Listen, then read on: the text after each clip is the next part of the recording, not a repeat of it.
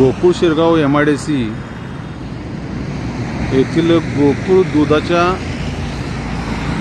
प्लॅन्टच्या बरोबर बॅक साईडला काहीतरी मोठ्या प्रमाणात जाळ लागलेला आहे किंवा जाळण्यात आलेला आहे.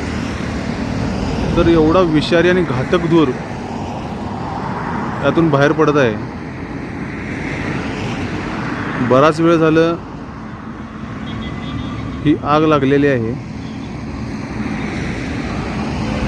नेमकं काय जाळलं आहे की आग लागलेली आहे याचं कारण समजायला तयार नाही.